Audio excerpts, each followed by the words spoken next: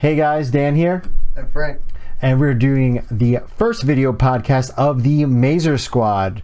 We cover all things kaiju, tokusatsu, sci-fi, henshin hero, however you want to categorize it. We got some good things on our show today. We have a review of Godzilla vs. MMPR Issue number 3. And our main event is going to be Son of Kong. That's going to be the movie that we will be reviewing. But we also have some news that we're going to cover ahead of time. Do you want to get into that?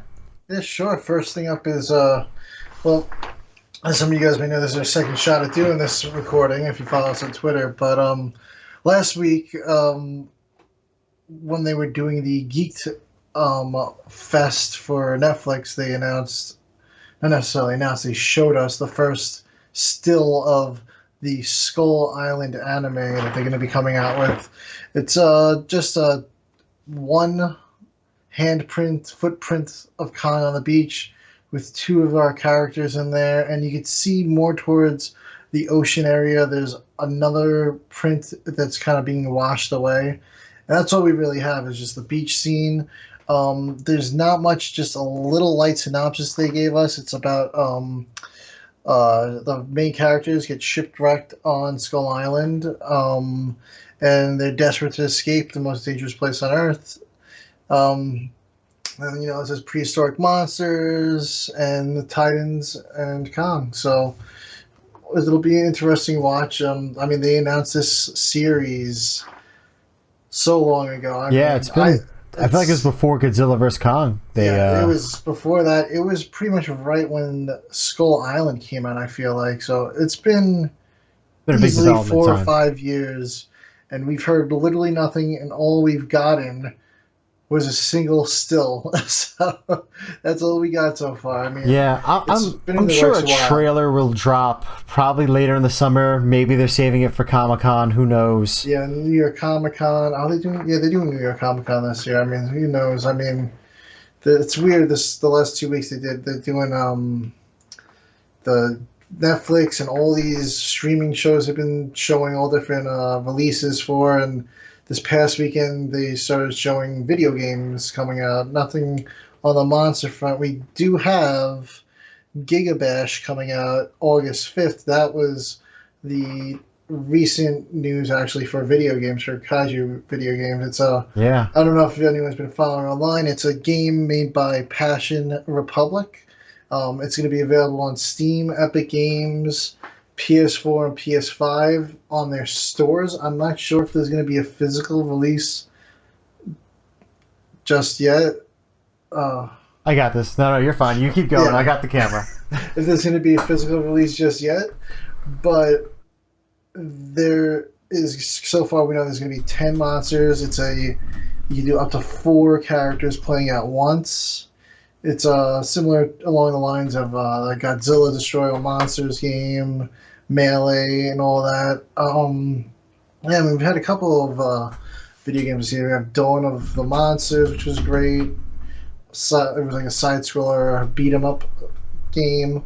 Yeah, I'm looking forward to GigaBash. I mean, I hope we get a physical release like they're doing for Dawn of the Monsters. Yeah, I ordered the collector's edition of Dawn of the Monsters, mainly for like those exclusive art and some minifigures. Yeah, those minifigures looked awesome. But I haven't gotten the digital code yet. I know that they were sending some people out the digital code, and I haven't gotten it yet.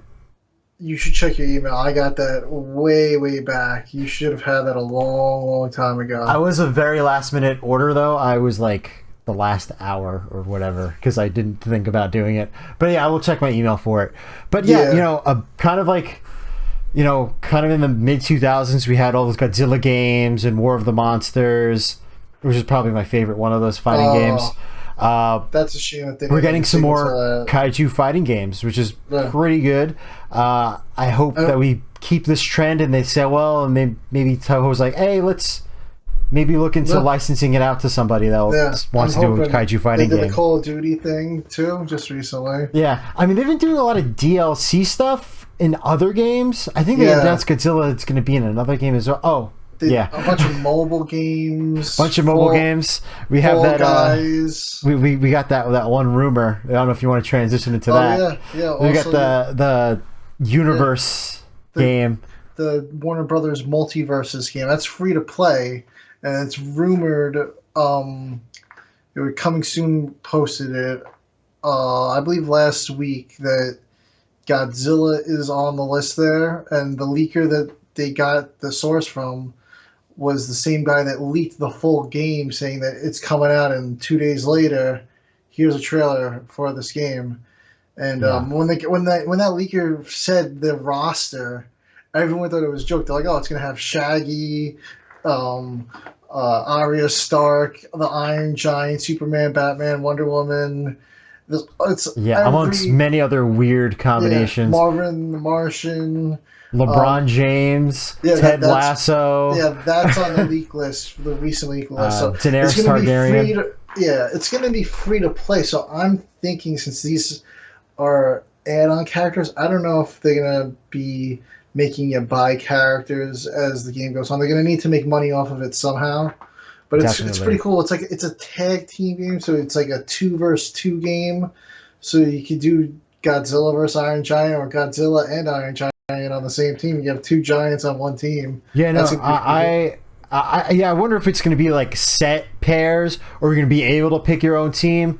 I hope it's like kind of like the Marvel vs. Capcom format, where you pick your 3 or whatever. You pick your 2. You can pick your 2, and every character has like different abilities that you could like work with. Like I believe Bugs Bunny like makes like tunnels so that you could portal your character around the level. Wonder Woman, if you guys falling off the map, she could lasso them back on. I'm not sure what Iron Giant's ability was, but they all have different like special abilities to like save and aid teammates. Yeah, so if it's good and the netcode's good and the online community's strong, I'm sure it's a game where it's going to be really good. If not, then it's going to fizzle out like that Nickelodeon game. Yeah, well, you're speaking of that Nickelodeon, they did add the. I know part of why that failed was because the voice acting. Everyone was annoyed about the voice acting, but the recent update, they added voice actors to it. So, and it's free on PlayStation Plus this month also. So, I think that they might draw a crowd back to that game because they're getting people that are getting it for free now. And if the voice acting's there and they did all these adjustments to better the game, it might build its fan base back up now. I mean, that would be good. Yeah. Let's move on with some more news, and this is something that people have been wanting to know. When is Shin Ultraman coming out to the USA? We still don't have a definitive answer, but on the 26th, it will be showing at a film festival in the US, so I guess technically... No, it's the 14th Oh, the 14th? July. Oh, 4th It's of the July. 26th Fantasia film festival.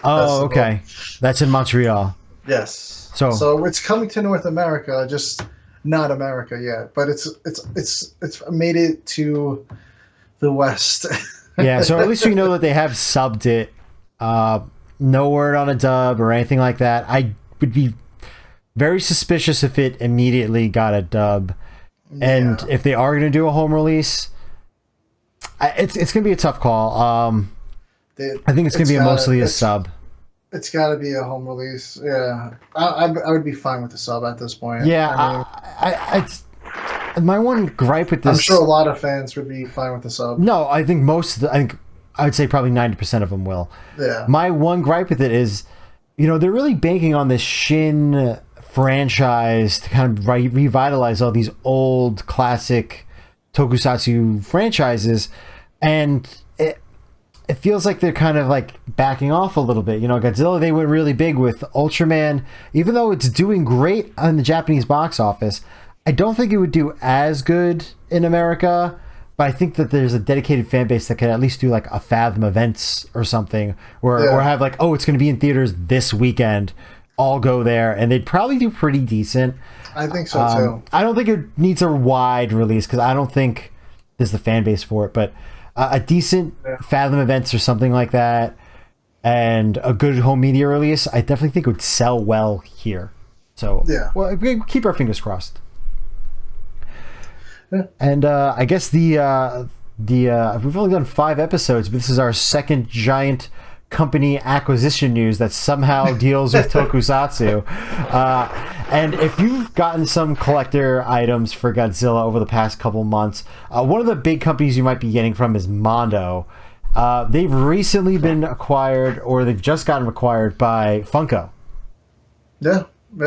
So now they're part of the big guys. I mean, Mondo wasn't small, but they were putting out some high-end stuff, like Yeah. we're talking like $120 statues. They had some cool stuff. They did puzzles. Let's see, I don't know if you can see back here. Where is right here? This guy right here, the Mechagodzilla puzzle right there. Yeah. No, it's and I got the if you've watched the Space Amoeba vinyl that I did, I think that was also from Mondo. Yeah, they're doing vinyl soundtracks. It's a very different, I feel like, for Funko. They're doing They do tiki mugs. They have some Kong and Godzilla tiki mugs. They do all sorts of collectibles, high-end stuff. It's usually not cheap. No, never. Why would it be, right? Yeah. Like anything. Like I think Funko is like the only thing that's like a cheap collectible for everybody. Yeah, everything else is like, oh, you know, if you want to pay like $270, you know, that's a good price. Yeah, I'm kind of curious if this is gonna. I don't know what Funko's gonna do with this acquisition. If they're gonna lower the pricing on it, if they're gonna. This, I don't know. This might be their like premium line of collectibles. If it's just gonna say like their premium line, or if it's just gonna be like, listen, they kind of fund it and we just produce it, kind of thing. Like they it could be let us do our own thing still. Because I mean, the stuff that they have it's really cool. I mean, yeah. Oh no, they have some awesome stuff. They have the Hanna-Barbera Godzilla statue, which is awesome. It's really good looking. No, it looks awesome. I wish that was something more common to get a figure of or a statue of. $120 is way too steep for me though. I'm not. Maybe if they did a clearance sale or something where it was like 60, and even that would be stretching for me. Give us a 2-pack with Godzuki. Yeah. Or miniatures. That would be what I want. Holiday special. Yeah. But yeah, you know, good stuff to look forward to. Hopefully that revitalizes some things, and hopefully it doesn't delay any new projects that they have coming up. Hopefully they just keep going with what they got. But speaking of figures, we also have the Super 7 Toho React figures Wave 1 coming out August 24th, tentatively. And it's going to be a smaller line than that Godzilla and Biollante that they showed. These are going to be 3 1/4 inch. Figures. Yeah, 3/4 inch figures. So you got to think almost like the Mezco set that just came out, Trendmaster. So these would be nice small figures if you don't have a space out there, like me. Yeah. Yeah. So it's not a bad price point. $18 a figure.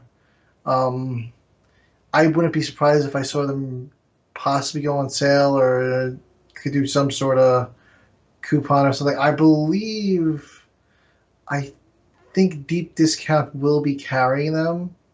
So if you don't pre-order them and Deep Discount ends up having stock, Deep Discount usually gives you a coupon constantly going. It's like 15% off in stock items. So if you wait, you can get 15% off the 18. It's not a ton of money, but they do sales. I'm sure you could get these figures cheaper than the $18.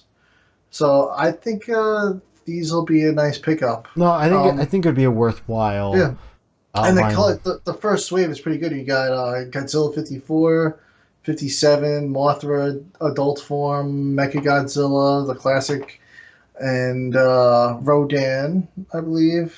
Yeah, did I say that? And Jet Jaguar. Jet Jaguar. Yeah. So wrong with Jet Jaguar. Yeah, pretty cool. And just some. Speaking of lost media, like this first recording of this podcast, we have Space Monster Wangmagwi. Still don't know how to pronounce that properly. Wangmagwi. That's probably.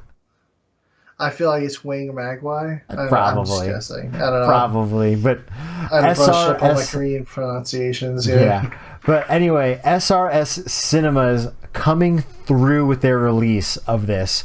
They acquired the rights, previously thought to be a lost film, started being shown at a couple of film fest in Korea, not outside of Korea. Apparently the owners of this were very anti-distributing this film, but hey, Ron Bonk, Avery Guerrera, they did the work, they got the rights, deal signed, and it's going to be in production.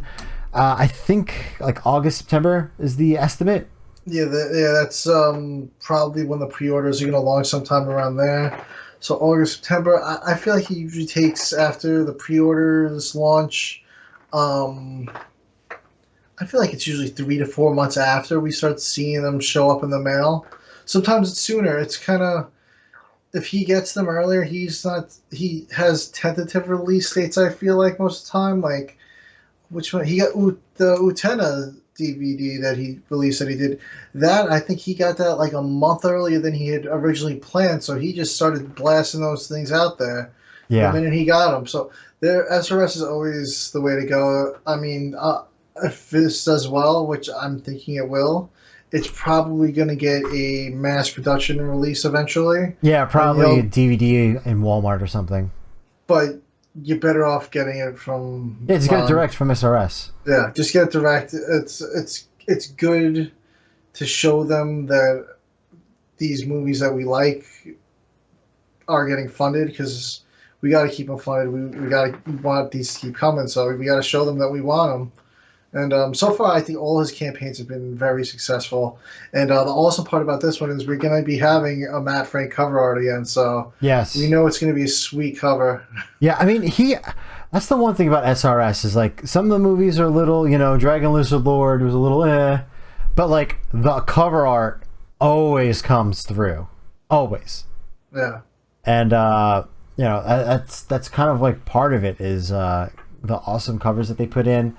And again, I think you've said before, I think this is going to be his most successful campaign. This is going to be big, especially since Lost Films. It's going to be bringing in people outside of the fan base for monsters, because you're going to have those film geeks that want the Lost Films. People love Lost Films, so yeah, it's going to pull. I think he's going to do fantastic with this one. Definitely. I hope he ups his usual print run of like 2,000 copies. I hope it's like 3,000. Yeah, I think he's gonna make a killing with this. I'm gonna be the day it launches. Once he announces the day that they're gonna open up pre-orders, I'm gonna be waiting there. I think usually 7 o'clock he launches them. 7 o'clock Eastern time. He usually launches his pre-orders at night. So I'm gonna be there for that. I'm gonna be waiting. Yeah, and it's gonna be like an insta lock for me. I follow a lot of Lost Media people, and there's a lot of just regular like DVD crowd stuff on Twitter. I've never seen anybody really talk about an SRS release. No. My Twitter blew up with this. Yeah, I mean, War of the God Monsters was a quote-unquote sort of lost one that he did. I don't think it was super lost, though. Yeah, probably just didn't have a great source or whatever. This is probably the best. Because I think also because it was a lot of stock footage cut together too. That this is all original and like extremely like holy grail lost film. Yeah, like this movie was. I don't know what the original release year was, but it's old. It's old. It is. I think it's like in the 50s or something. Not quite sure. But so looking forward to that. And we just got a little bit of comic book news, and then we're going to get into our review sections over here. Only 2 things, and that is the Territory Issue 3 campaign is going to be launching June 20th, so a week from when we're recording this. So it's Monday coming up. Yeah. Monday, June 20th. I'm going to show you a couple of the first covers. This is a Tanner Wright cover for the first issue. It's based off the original Godzilla movie poster. Pretty cool. You got the Great Horn on the cover. There's a little symbol that they have for the Great Horn. The paper quality for these things are great, and the art inside, let me show you, is really cool. I mean, the story's great. Let me show you another cover here. Second one is Mars. I don't know if you follow me on Twitter, you'll definitely see me retweeting her art constantly. The story is basically post-apocalyptic. Kaiju have taken over the world. This is taking place, I don't know, I'm going to say 100 to hundreds of years later from the fall. And the story revolves around our main characters, has a lot of questioning of our faith because the kaiju are now worshipped as gods, and as you see as the story goes on, a lot of questionable things happen that have her questioning her faith, if she's doing the right thing. And the kaiju action's awesome. The story's like very dark. I've been saying this constantly. I could absolutely see this being a TV series or a mini series. I believe the comic itself is going to be a 6-issue run. So the third one is the halfway mark, and they're promising some epic kaiju action for this one. And one of the covers for issue 3 is going to be inspired by the original cover for the Marvel Godzilla comic. So we already have the Godzilla poster, and now we're going to have the Godzilla comic. So, yeah, I would definitely keep an eye out for it. Blake McCarthy does an amazing job with it. I mean, he puts a lot of blood and sweat into the series. He's always looking for artists to do covers, so give him a follow. Maybe he might need you for issue 4, 5, or 6 to do a cover. But so far, he's had Mars and Tanner do some covers for him. I forgot who's doing the Godzilla cover next, but for Territory issue 3. But that cover looks sick. He's been sharing it on his Twitter account. So check out Blake McCarthy, and he's also been sharing the first 2 issues digitally on his Twitter account, on and off. So you might be able to read the first 2 issues for free. And yeah, if you want to get them physical, next Monday is the time to get them. Yeah, and we got to back this thing. Yeah, no, definitely. And the other comic book news is August 3rd, we're going to be getting the release of Godzilla Rivals vs. Battra. As of right now, announced as the last one of the Versus series. Hopefully that isn't true and we get more Rivals versus stuff coming up. But, you know, Battra's a pretty cool one. I feel like he's a kaiju from the Heisei era that was like, because they threw Mothra in there, he didn't really get the shine that he needed. Yeah. So hopefully this kind of comes through and, you know, adds a lot to it. Yeah, Battra's definitely underrated. Where is my Battra? Yeah, my Battra's up there. Yeah. Yeah, he's underrated, Battra, I feel like. He doesn't get enough love. No, because, I don't know, I kind of feel like that movie shouldn't have been a Godzilla movie. This just should have had either just Mothra versus Battra or don't have Mothra in it. The 3-way was just too much. I feel like it took away from the 3 characters.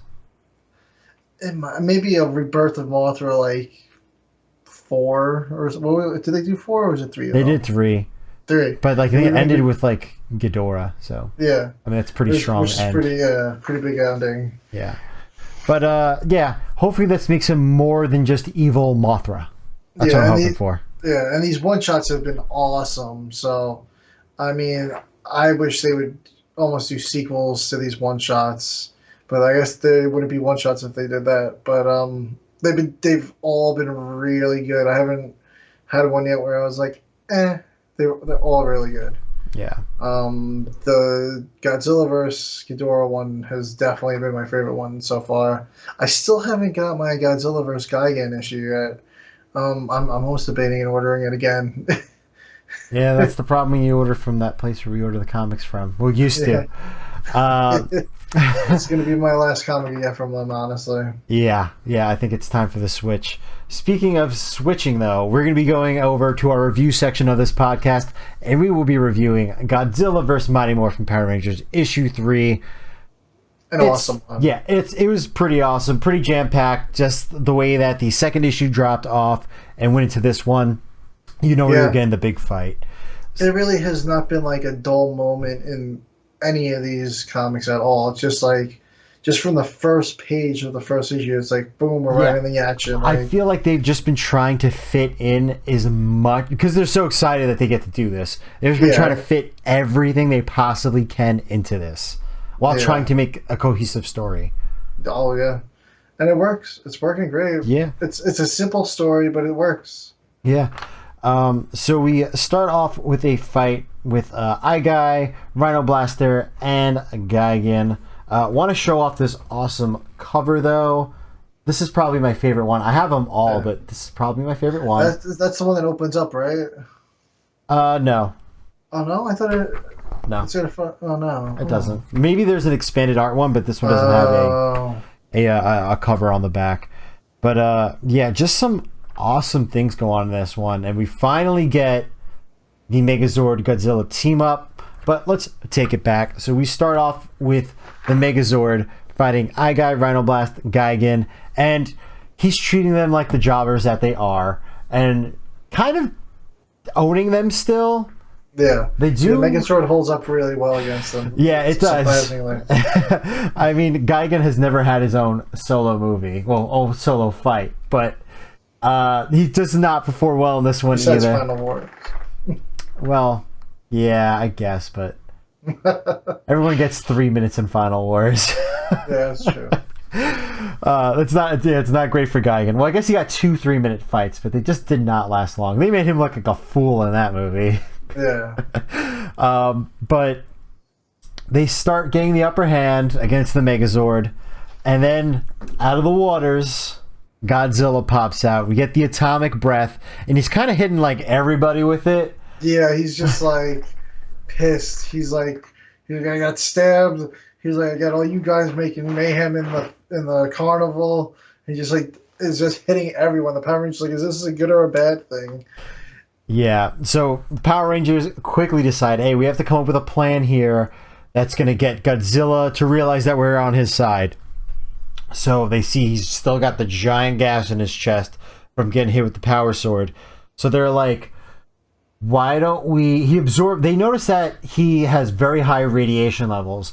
So they're like... And that he absorbs energy, too. Yeah, and that he absorbs energy. So they're like, we have a lot of energy off of the power sword. So probably like the coolest crossover thing that I would not have expected to even see, except for the end of this issue as well. They summon the power sword. The lightning comes down with the sword. They grab the sword, but the lightning goes towards Godzilla. Yeah, they just blast him with it. They're like, you know what? You get all this electric energy. And they have this awesome like multi-panel artwork where you can kind of see it's really small, so you can't really even see it. But you can see his wound starting to close because he's getting healed up. He's getting all powered up now. I'm like, I don't know. They didn't tease anything in here, and I'm assuming the end of the comic book is going to be the Ultra Megazord with Godzilla blasting Gigan. That's just my... Not Gigan, Ghidorah. That's just my fan theory. But could you imagine if they power up Godzilla and he turns into Burning Godzilla? Oh man, that would be pretty cool. Or the only other thing that I could think that would be cool besides that is if they somehow like gave him like Zord armor or something like that. That would be really cool too. And Godzilla does have a history of having some really weird manga stuff. If you don't know what I'm talking about, watch MIB's video, his top 5 list on Godzilla manga, and there's some weird things in there. Are you talking about Sperm Godzilla? Yeah, Sperm Godzilla too. But you know, I think I would love it, but I don't know if fans would complain too much. Or they'd be like, "Oh, this isn't real. This Godzilla fight with the Power Rangers isn't realistic." You'd see it online. It's not believable. It's not believable. I don't think Godzilla would do that. But I mean, it would be really cool. Can you imagine if he had like just the Dragon Zord? We already got the Dragon Zord fight, but yeah. So you know the Dragon Zord's going to come back. Oh yeah, Rita still has. They're holding that off. They're like waiting for that to be the final issue. I guarantee it. Oh yeah, 100%. But very short plot to this. I mean, I feel like all of them they have a lot of stuff in it, but it's very short. Yeah. There's not a, it's a lot of fighting. It's not a lot of plot going Yeah, on. so we get a little, Which is pretty awesome. very short interlude with Tommy, not even really worth mentioning because he's just like, the Power Rangers are going to beat you. And the Zillions are like, yeah, I think Godzilla's going to beat you. Rita gets pissed off, as always. She gets a headache. She calls on Scorpina. Wasn't expecting this. Scorpina transforms into her kaiju form, gets all the insect kaiju, and that's the final panel for the next issue. Yeah, so now the next issue is the big bug fight. Yes, it is going to be the big bug fight. I want to look at the bugs though, because one thing I think that we mentioned that I think it was Megirus, Kamakarus. I forget who else was in there at the end. So it's everybody but Battra. Oh, poor Battra. See, this is what I was saying. He's an underrated. Because people just think of him as an evil Mothra. They don't want to put him in the comic book. Yeah, so that's basically the whole issue. We get a cool kind of landscape shot of like a bunch of different Toho monsters. They're not super well detailed, so I'm assuming maybe they didn't get the license, or they're trying to be like, this could be Rodan. Yeah, when Rita's like sort of telling Tommy her plan, like it's almost like it's sort of like a dream sequence in a way to sort of show like, I'm gonna have all these monsters attack and destroy this Earth, and then I'm gonna move on to the next Earth. And she's at this point she's gotten greedy. She thinks she's won already. She's like, oh, I'm gonna take over every Earth in the multiverse and conquer them. Yeah. And the Zalians are still like, I don't think we're doing that great. Yeah, no. They have like zero hope. They're like, we've been dealing with this for too long. We're like, it's not going to happen for us. They're like, we don't want to start counting our blessings here. Yeah. So, excited for issues 4 and 5. Want to get this finished up. Just a small note before we get into the main event. They did announce the dates for issues 4 and 5. We have July 20th and September 7th. So they're doing 2 months now between issues.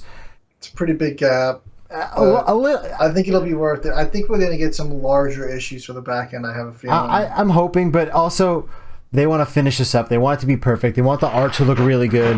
Yeah. These are not long delays. No, waiting an extra month is sometimes you have like 6-month delays on comic books. So this is fine.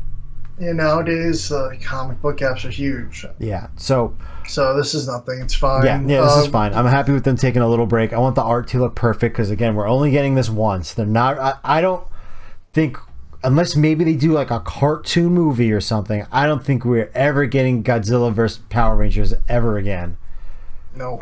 So I want it to be perfect this time. Maybe there'll be a sequel series or something, but we got to see how this ends. Yeah.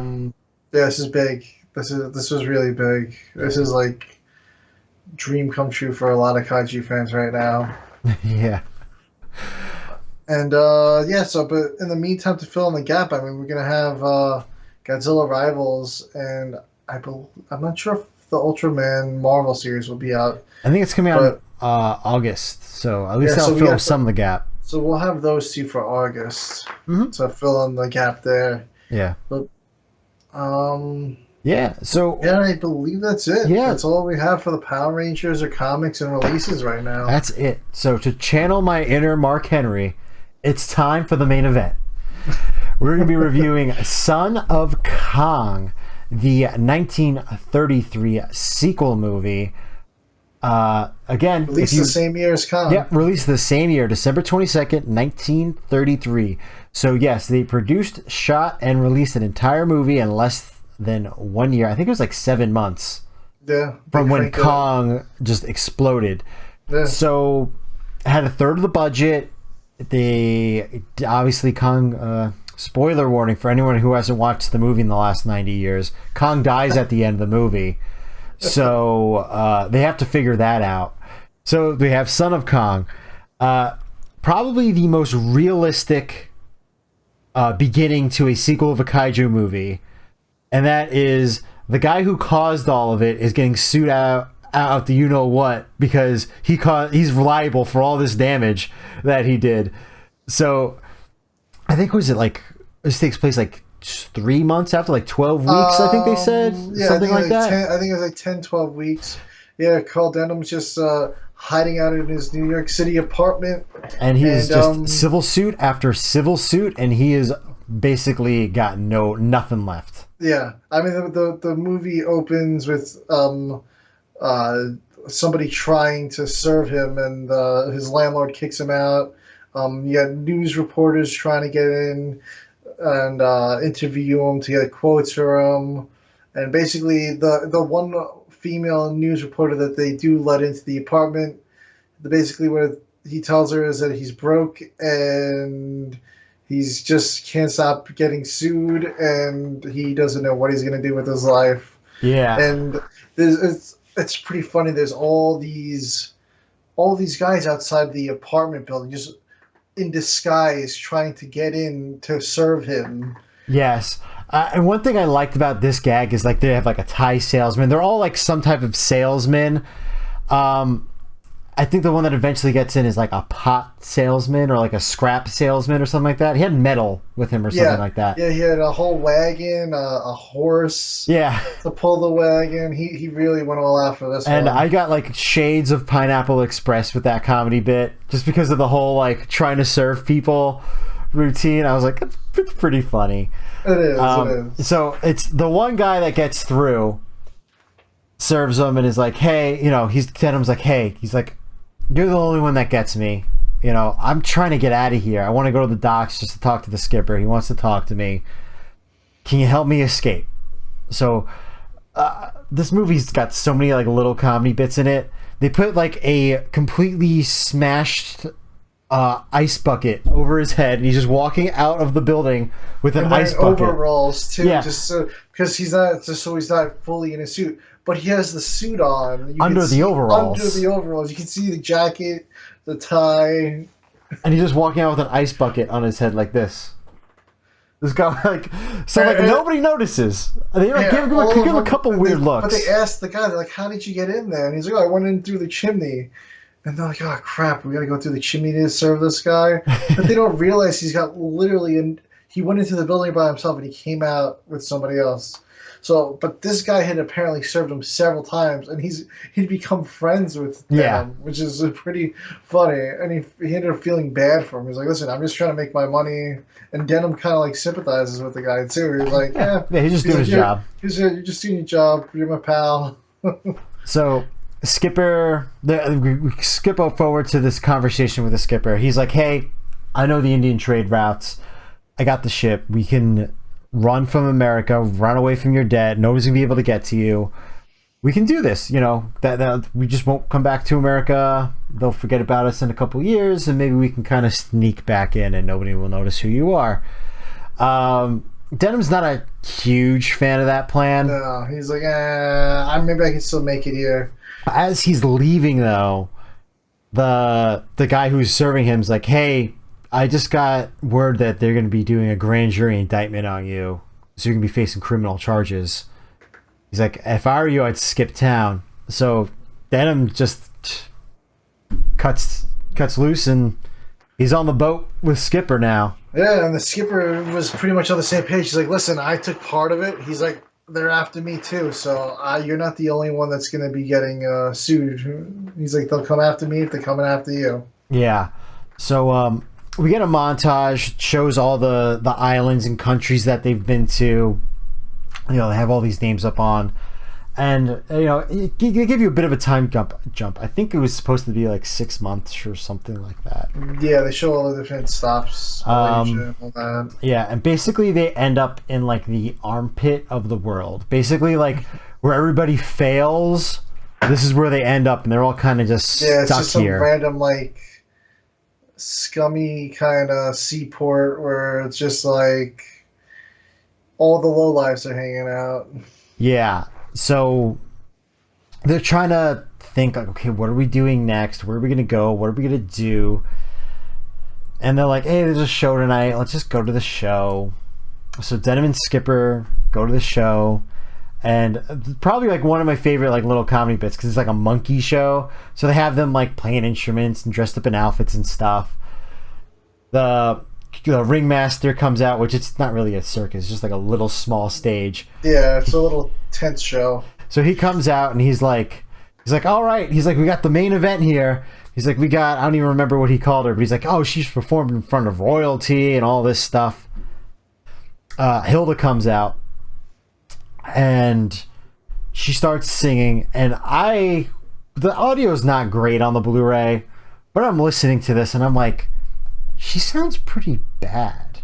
Like, this doesn't sound like a good singer. I'm like, maybe they're on a budget and this is who they could get. Yeah, she sounded like mediocre at best. But the joke is that even Skipper's like, oh god, he's like, this is terrible. He's like, this is the main event. So I was like, oh, okay, so it's not just me. It's supposed to be that bad. But yeah, like nobody was even like remotely impressed with anything in this show. Like just Charlie and Denim would be like, I'll try not to blow your ears out with the clapping, but they're the only ones who were like clapping. Everyone else was just like, yeah, I'm gonna leave now. Awkward silence and the tent was filled. It wasn't like an empty show. The tent was filled, but it would be like 3 people clapping. Yeah. So after that, we get a little scene with the ringmaster and Hilda. Turns out that they're father and daughter, and he's like, hey, I'm gonna be hanging out with Hellstrom tonight. You know, you just go to bed before me. And she's like, I really don't like that guy. You know, you guys just get drunk and you don't do anything else. So they get drunk. So they get drunk. Exactly what she says that they're gonna do. And what ends up happening is the father just like completely starts talking so much crap into him. Oh my god. Reason. Just like he's like, you're a failure at life. You failed as a captain. You ended up here. You have nothing going for you. What's a captain with no boat? You're a nobody. Just out of nowhere. The guy didn't say anything to him. Yeah, he's like, you probably sunk your own ship to collect money off of the insurance. You're such a loser. You lost your crew. So yeah, you got So Hellstrom just gets annoyed with him and just smacks him over the head with the bottle. Yeah. And the father falls back, whacks into a lantern, falls on some hay, and the whole tent goes up in flames. Hellstrom gets the hell out of there. And then Hilda, who's sleeping in the next area over, she's still in the tent. Yeah, it's like the tent over. It's like, yeah. Tent adjacent. She starts smelling the smoke, so she goes in, she lets out the seals, the monkeys, they all take off. She sees her dad just laying there, she drags him out. And does she even say anything? Like, he's like very like... I think he like might have tried to say who it was that did it. Yeah. Or she was asking him who did it, but like... We all know he was just out of it. Yeah, he was out of it. He just dies. Yeah, he just dies. He died from the blow to the head. Yeah, which... You know, I don't think the man deserved to die, but like, definitely deserved to at least get like punched in the face. Like, I don't know what to say. Like, like that's what you get for like tearing into a drunk person while you are also drunk. Usually, a fight breaks out. And I think the dude brought the booze too. So like, the guy's like, "Yeah, I'm only giving you my booze to drink, and you're just talking crap to me." Yeah. So he's like, "This is all I got going for me. Is this bottle." Yeah. So we cut to the next morning. Denim and Skipper in the bar. Hailstrom comes in, and it turns out he's the one that gave Denim the map to Skull Island. Yes. So he's like, you know, he's trying to... But before that, Hilda also was like, I know you did it. I'm reporting you to the magistrate or whoever is coming to the island. So you're going to be on the hook for this. And he's kind of like, you don't have any proof. And she's like, well, who do you think they're going to believe? Yeah. So he's like, probably her. So at that point, he's like trying to go look for a way out. He finds Denim and he's like, hey, yay, did you get that treasure on the island though? And then Denim and the Skipper are like, well, there's treasure? They're like, we need some money. So like, yeah, we're down to go back and get some treasure. So he's like, oh, I'm going to get out of there. And then Denim runs into Hilda trying to get a monkey out of the tree. Yeah, lost monkey out of the tree. Yeah. And he's like, you're not gonna be able to get that monkey down like that. And then she's like, oh, have you ever caught a monkey? And he's like, oh, he's like, what did you wouldn't believe me. And basically, she tells him that the tent burnt down, her dad's dead, and he feels bad for her. He offers her some money. She's like, can you just take me with you? And he's like, no, the boat's no place for a woman like you, yada yada. Just take my money.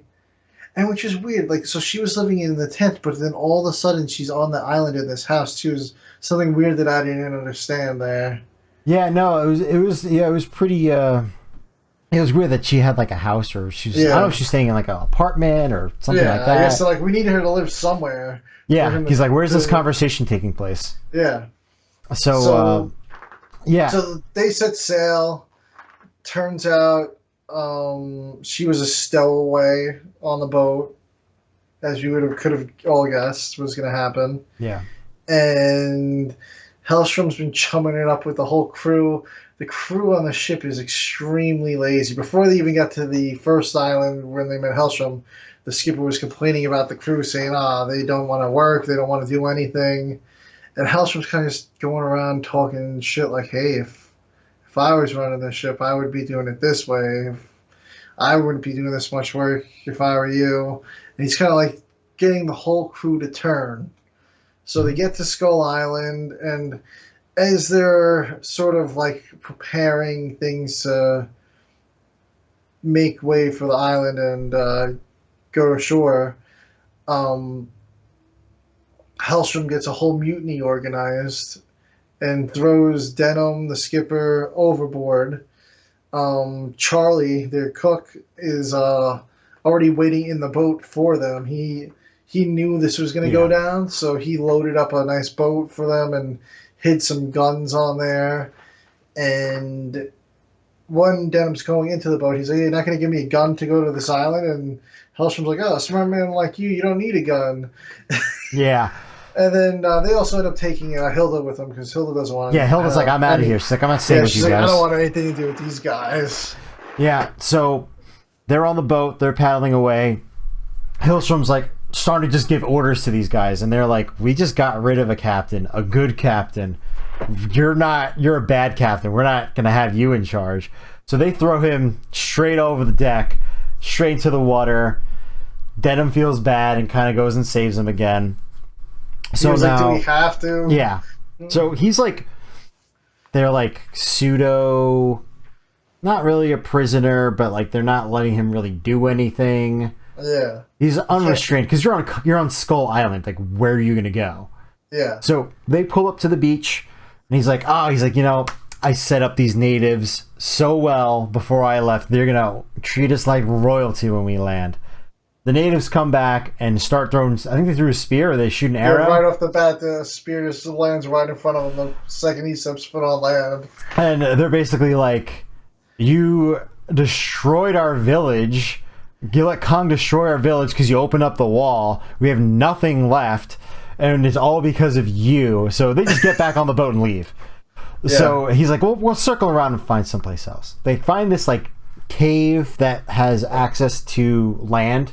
So they go in through the cave, they park the boat there, and they're able to climb through like the little cave part and get onto some land. Before they get there, though, there's like a window or like a hole. Yeah, like a hole in the cave. It looks like a window, honestly. Yeah, it looks like the cave has like a window. It's the way that they superimposed the footage, so that's why there's a hole there. We see Kong, son of Kong, actually Kiko, if you may. That was the production name that they gave him, but they never actually called him anything besides like Baby Kong or something like that. Little Kong, Little Kong Baby. So they never officially named him. Junior. Yeah. They just gave him a couple pet names, Yeah. He's stuck in some quicksand, so Denim's like, I want to leave him. He's a stupid monkey, and Hilda's like, we should kind of like help him. And he's like, yeah, I feel bad about killing his dad. Yeah, it's just Denim's got guilt the whole movie. Yeah, some of the writing in this was a little jank sometimes. Like, was he feeling bad about Kong? But then he's also calling him Dom. I don't know. I felt like he felt bad. He definitely had some guilt. He was feeling bad for having Kong get killed, and Yeah, I think he's also feeling bad because he didn't know he had a kid. yeah, that too. But he still like was not treating the kid very well. No. So they tilt over a tree. Kong's able to pull it out, and gets back on land. He scurries off, and he's like, do you think he even realizes what we did for him? And she's like, oh yeah, I'm sure he did. I'm sure he did. And kind of some of the budgetary constraints of the movie are starting to be seen now because we have about maybe 15 minutes left of the movie. They spent the first 5 minutes going through a cave while on Skull Island. We got another 5 minutes of them on the island. Maybe it's more about like 10 minutes, but they don't really have like 1 or 2 sets for Skull Island. From this point on, it's basically the same set. They come out to the spot where Kong was in the quicksand pit, and they're in front of a temple right off the bat, pretty much. And pretty much the rest of the movie takes place in front of this temple. So then a cave bear appears next. Yeah, after the skipper, Charlie, and Hellstrom kind of like set off to go hunting for food because they didn't want to use up their rations. So they wanted to hunt first, and then if they couldn't get anything, then they'll start eating their rations. So they're out hunting. They get trapped in a cave by a dinosaur. They have one gun. Denim has the other gun. There's only 2 guns. Charlie has a chef's knife. So the whole movie, he's got that cleaver. He's just walking around the whole movie with a knife like this. Yeah. He just doesn't put the arm down too. He's just got it up the whole time. He's like ready to go. He's just in that pose, like he's like, I will slice anything that comes near me. So they're trapped in a cave. Denim and Helda are just hanging out in front of the temple. Giant cave bear appears, and they're screaming, shooting at the bear. Little Kong Kiko hears the screaming gunshots. He comes over to help him out to return the favor of freedom from the quicksand. And this is the biggest fight of the movie. You're talking like this is like the Kong T-Rex fight of this movie. He fights this cave bear for a good stretch. It's like a whole grappling match. And it's very very well animated. The claymation on this is still on point. Yeah, you can see they used less of it in this movie because it's probably very expensive. Oh yeah, but it looked really good. No, they did a great job. Kong takes him down once, and he thinks the cave bear is knocked out, but then the cave bear gets up, so he goes and grabs the trunk that Denim had pushed down and uses it like a club and chases the cave bear away. And then nightfall comes, and they're just hanging out by the campfire, still talking about Kong. Kong had hurt his hand. Little Kong had hurt his hand in the fight. He got a cut and some scratches on his chest as well. They used a part of Hilda's dress to make a bandage for his finger. They tied it up and everything. So you got more sympathy there for Kong from Denim and Hilda. And Dayfall comes. They're like, hey, I bet you the treasure's in this temple. And they just decide to pry open the temple. They get inside. And, Kong helps them. They try to pry open the temple. Kiko helps them out, pushes down the wall. They get in no problem. And shortly after, another dinosaur appears. I believe it was a Nodosaurus, it was called. Long neck. It looked like a carnivore version of a Brontosaurus. Yeah. So it comes into the cave, but Kong makes super quick work of this guy. He just pretty much tackles it and just pummels it in the head. Yeah. Several times and knocks it out. So that was a super quick fight. Very quick. Very quick. There wasn't even enough time for me to snap some shots. 30, maybe 30 seconds. Yeah, we'll give it 30 seconds. But one thing to note, at this point, that we're talking right now, there is probably less than 10 minutes left of the movie. Yeah, like 5 minutes. Probably. So they, again, they finish the fight. They get the treasure. Well, they get one piece of the treasure, which is like this giant diamond necklace amulet thing. Like huge, like a massive diamond. Yeah. So they go outside. Skipper, Hillstrom, Charlie are all back. They're out front. And they're like, oh, we found the treasure. And they're like, we got to get out of here. This place is terrible.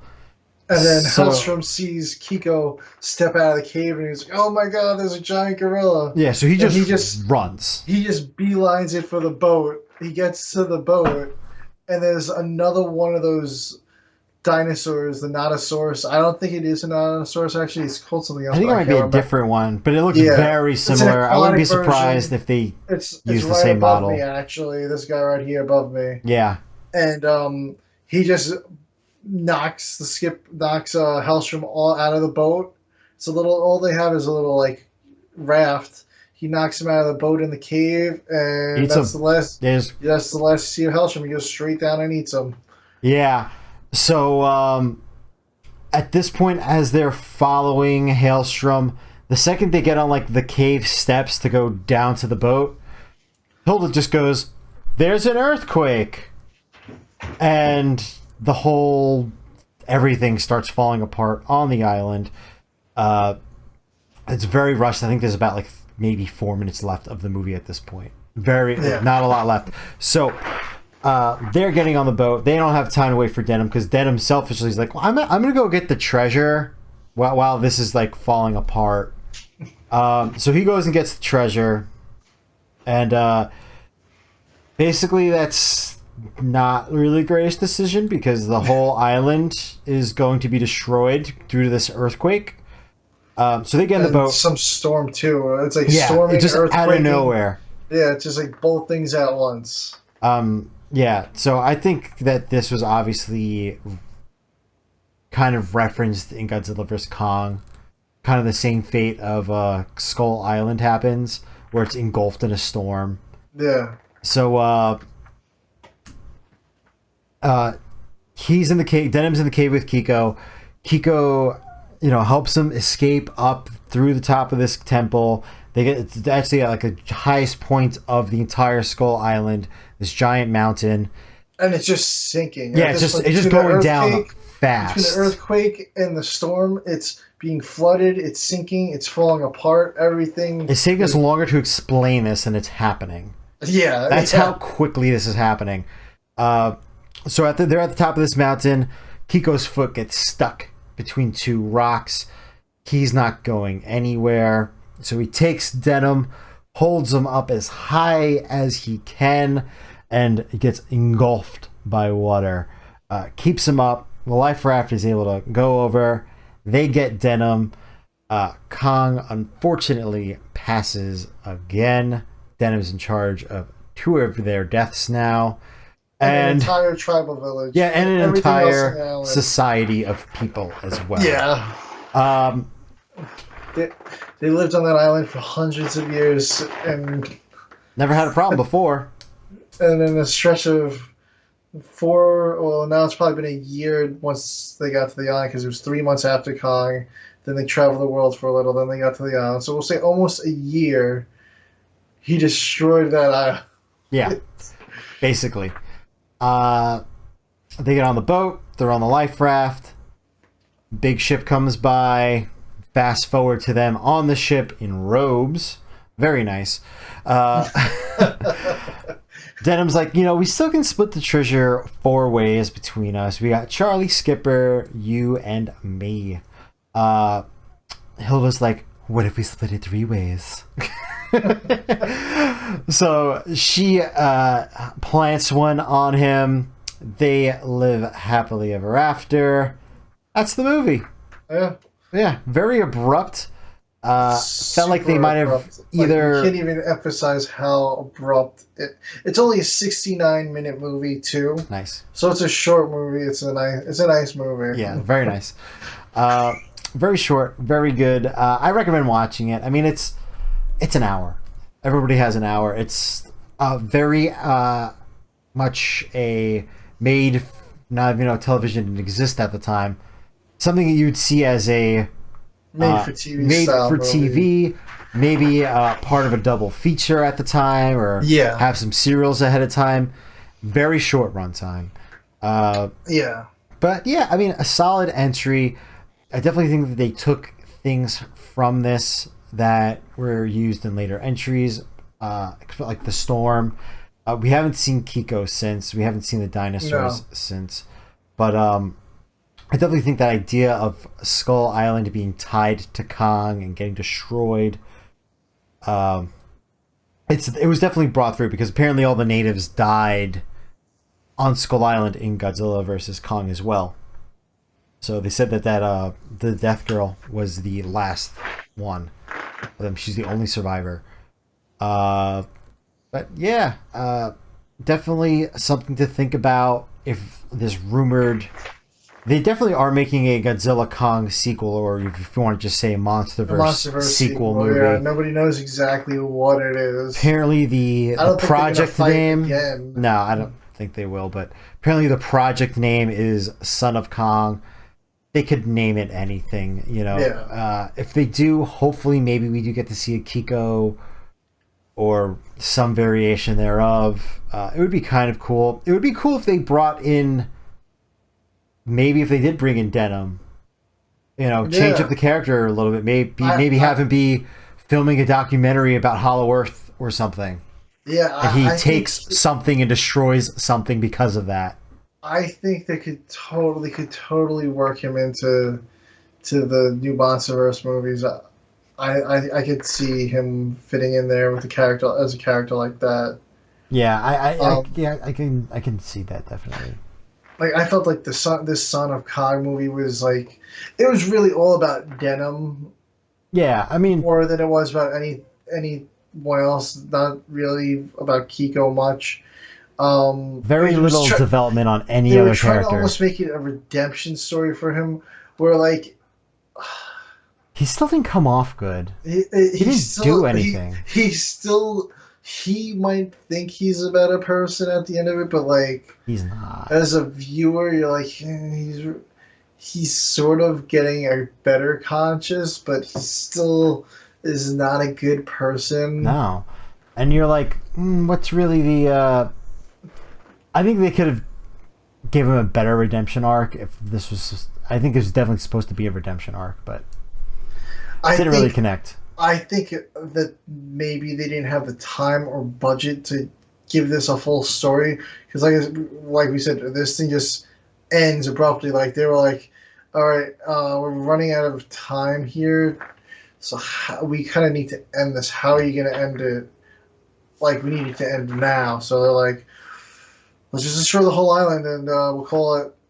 Yeah, we'll call it a film right there. Which is really weird because you think that they might maybe want to like do something else with Skull Island, but they just torpedoed the entire franchise. They could have done so many other like follow-up films. Or like I know sequels weren't a huge thing back then, but like serials were, and maybe they could have done a Kong serial or something like that, where we get a couple like 20-minute sketches or something, and it leads to one giant story. Who knows? But yeah, I think. Do you have anything else you wanted to discuss, or I think should we wrap up? Yeah, I think that's about it. I mean, this is definitely not this movie particularly. There's no way the MonsterVerse is going to be anything like this if they really make a Son of Kong movie. I think they can take elements. They can take maybe characters and rework them, but definitely not plot. Yeah, they could make. The thing is, now it's going to the future. I was going to say, now it's like jumped in time, because I was going to say they could say Hellstrom could be one of the guys that gave the map to John Goodman's character. Well, he didn't have a map. He just had the verbal story about Skull Island. It could be maybe this anime coming out. Maybe the survivors of this anime are the ones that give the info about Skull Island to John Goodman. I mean, clearly in Kong Skull Island, we saw all these different shipwrecks, airplane crashes. So the crew from that movie wasn't the first there. there's been a lot of people come and go on that island already, even though it's like a legendary island. Yeah. So they could be, maybe they could have Hellstrom as one of the people in there. He would be a good villain, I think. Yeah, for MultiVersus. If they did something like that, he could be similar to Charles Dance's character almost, where he was like a bad guy. He's kind of out for, well, Charles Dance wasn't really out for himself, but I think certain aspects of this movie could work. Like you said, characters. The story absolutely would not work at all. Yeah. But I would like to see Denim back in another movie. I think it could happen. But I guess that wraps it up. Thank you guys for watching if you stayed this late. Click the subscribe button. You can follow us on anywhere that audio podcasts are available, and the video podcast is available on Spotify and YouTube. Also check us out on Twitter and on our YouTube channel. We have a bunch of exclusive content on there that's not just podcast. So give it a shot if you're interested. Thank you guys for watching and listening. And our next show will be for Son of Kong, and we're thinking of doing like a beach type theme for the summer. So Son of Godzilla next will be the next one. Yeah, and then a couple other beach movies for the summer. Thank you guys for watching. Beach monsters. See you guys next time. Bye.